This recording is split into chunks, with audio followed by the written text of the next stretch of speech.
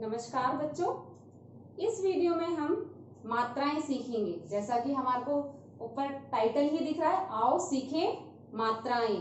तो चलिए, मात्राएं सिखाने से पहले मैं आपसे कहूंगी कि आप लोग सभी मेरे साथ जो मैं बोल रही हूँ, जो अक्षर मैं उच्चारित कर रही हूँ, वो आपको उसका उच्चारण करना, बिल्कुल मेरी तरह।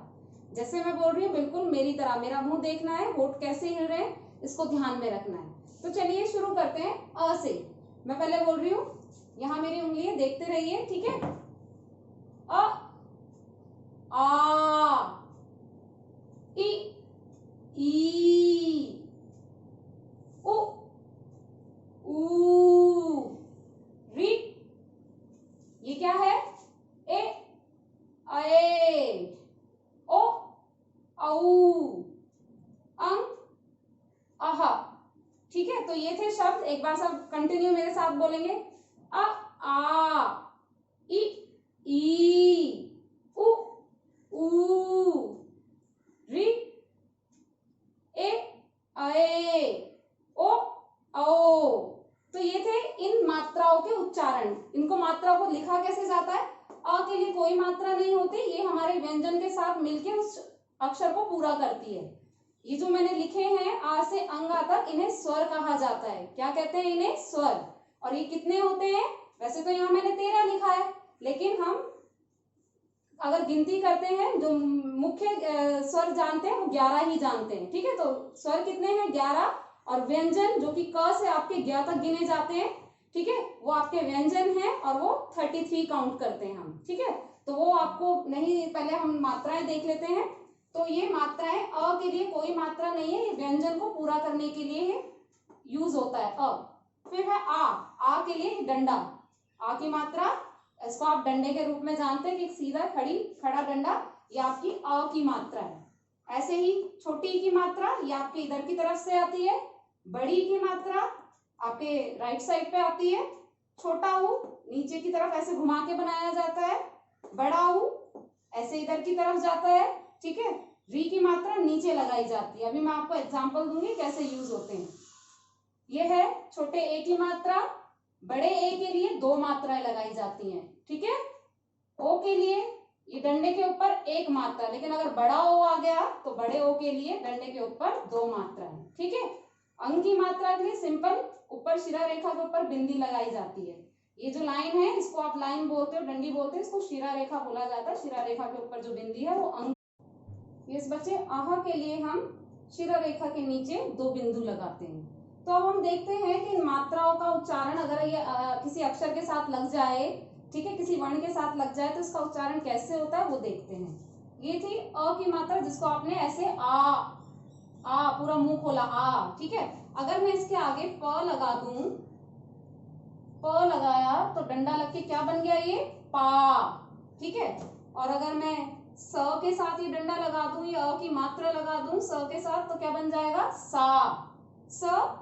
सा। ठीक है, ये है छोटी ई की मात्रा। छोटी ई की मात्रा में मैंने यहां लगाया न, तो क्या बना ये? नि। अगर मैंने ये च के साथ लगाई छोटी ई की मात्रा तो क्या बना? ची। ठीक है, ऐसे ही बड़ी की मात्रा, बड़ी की मात्रा है क्योंकि, तो बड़ी है मतलब वो बहुत ज्यादा खींचेगी, ठीक है, दूर तक जाएगी। तो जैसे बड़ी में ये ना छोटा था, अब हम बड़ी ना, बड़ी की मात्रा ना पे लगाते हैं। तो यहां तो था नी, लेकिन बड़ी की तो नी। ठीक है, चा था तो ची, लेकिन अगर हम च पे बड़ी की मात्रा लगाएंगे तो क्या बनेगा? ची। देखो, नी, नी, ची, ची। ठीक है, तो ये अंतर है बड़ी और छोटी ई में। अगला देखते हैं छोटा ऊ। छोटा ऊ हमने लगाया क पे। ठीक है, क पे हमने छोटा ऊ लगाया तो क्या बना? कु। ठीक है, और अगर हमने यहाँ पे द पे लगाया छोटा ऊ तो दू। लेकिन बड़ा ऊ जो है, जैसा कि छोटी और बड़ी के साथ हुआ, ऐसा ही छोटा ऊ बड़े ऊ के साथ है। छोटा ऊ है तो थोड़ा सा साउंड आना है, बड़ा ऊ है तो उस साउंड को खींचना है, आपको ऊ के साउंड को खींचना है। तो अब देखो, बड़ा ऊ मैं का पे ही लगाती हूँ। बड़ा ऊ मैंने का पे लगाया, यहां तो था कु, लेकिन यहां हो जाएगा कू। ठीक है, दा पे दू, और अगर हम दा पे बड़ा ऊ लगाएंगे तो दू, कु, कू, दू, दू, बिल्कुल ऐसे। री की मात्रा है, हमने री की मात्रा लगाई ना पे, तो ये बन गया नरी। क्या बन गया? निरी। ठीक है, ऐसे ही मैंने इसकी री की मात्रा लगाई स पे, तो क्या बन गया? श्री, श्री। ठीक है, जैसे सृजनशील हो गया, तो ये स पे लग के श्री बन गया। ठीक है, ऐसे। अब देखो एक ही मात्रा है, ऊपर एक मात्रा लगानी है शिरोरेखा के ऊपर, तो मैंने यहां लिखा छ पे लिख लेते हैं हम। ठीक है, छ पे की मात्रा छे। ठीक है, यहां लिखा हमने प पे एक ही मात्रा पे। लेकिन अगर हम बड़े एक ही मात्रा की बात करें तो ये छ पे अगर मैं लगाऊंगी तो छई। ठीक है, छई बोल सकते हैं। और प पे लगाया तो पए, जिसको आप पैसा बोलते हैं, पैसा। ठीक है, पैसा ए, तो ये बड़े एक ही मात्रा है। ओ के लिए देखो, माँ पे लगाया है मैंने तो मो हो गया।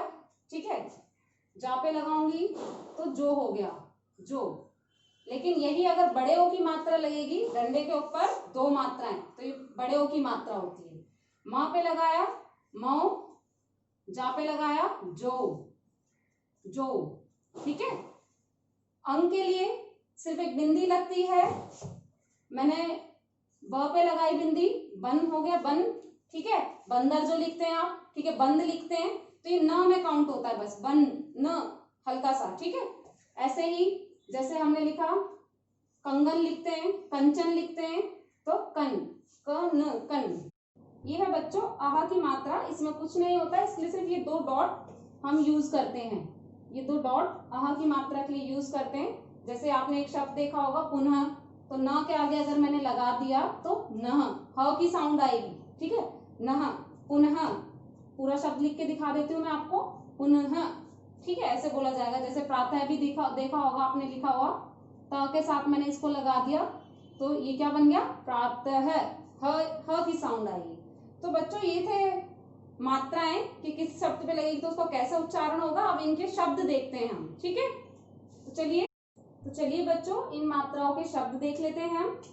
पहला है आ की मात्रा, क पे लगी तो का, मैंने लिख दिया यहाँ पे न, का, न, कान। म पे लगती तो मां, न, मान। ऐसे ही आप और भी शब्द बना सकते हैं। अब देखते हैं छोटी की मात्रा, द पे लगी तो दी, और साथ में लगा दिया मैंने न, तो क्या बन गया? दिन।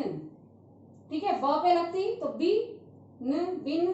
ठीक है, च पे लगती ची, न, चिन्ह। ऐसे करके और भी आप शब्द बना सकते हैं, बस आपको इसका उच्चारण ध्यान रखना है कि कैसे करना है। तो द पे लगी दी, न, दिन। लेकिन अगर ये मैंने मात्रा द पे बड़ी की मात्रा लगा दी तो क्या हो गया? दी, और लगा दिया ना, सेम वर्ड है। यहाँ था दिन, यहाँ हो गया दीन। दीन, दीन मीन्स गरीब। ठीक है, दुखी, दिन, दीन। ठीक है, अब है ऊ की मात्रा, ज पे लगाया जू,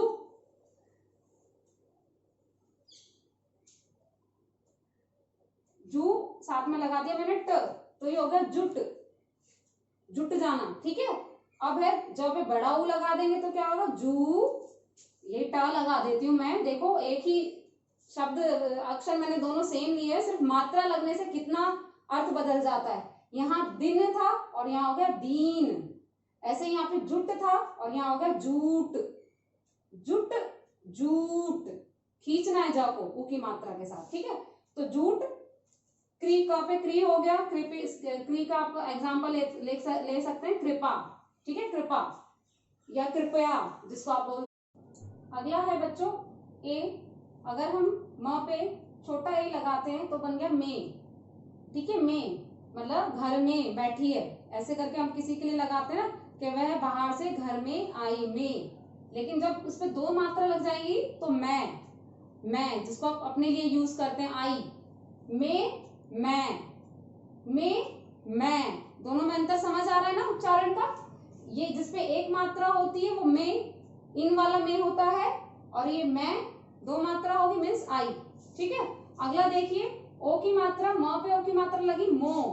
ठीक है, तो मो हम लिख देंगे, यहाँ पे आप कुछ भी लिख सकते हैं, मोर लिख सकते हैं, मोर, ठीक है। लेकिन जब मो पे डबल ओ लग गई मो, तो हम यहाँ पे देखो ना लगा है, मौन, मो मो मोर मौन, ठीक है, मोर मौन, ठीक है। तो ये अंतर है दोनों की मात्राओं का, मोर मौन, ठीक है। अब है ब पे न की मात्रा, इसमें आपको अभी पहले ही शब्द बता चुकी मैं, बंद लिख सकते हैं आप, न की साउंड आएगी इस मात्रा की, बंद, ठीक है। आहा के लिए सिर्फ 2 बिंदु लगाने हैं, जैसे कि पहले ही एग्जांपल दिया, पुनः लिखना है आपको, तो पुनः, ठीक है, इसको हम आहा की मात्रा बोलते हैं। तो बच्चों आई होप कि जो भी आज मैंने आपको सिखाया वो आपको समझ आ गया होगा। अगर तब भी कोई डाउट है, किसी मात्रा का आपको कोई भी डाउट है, तो आप मुझसे पूछ सकते हैं। तो बच्चों आज के लिए इतना ही, मिलते हैं हम अपनी नेक्स्ट वीडियो के साथ। धन्यवाद।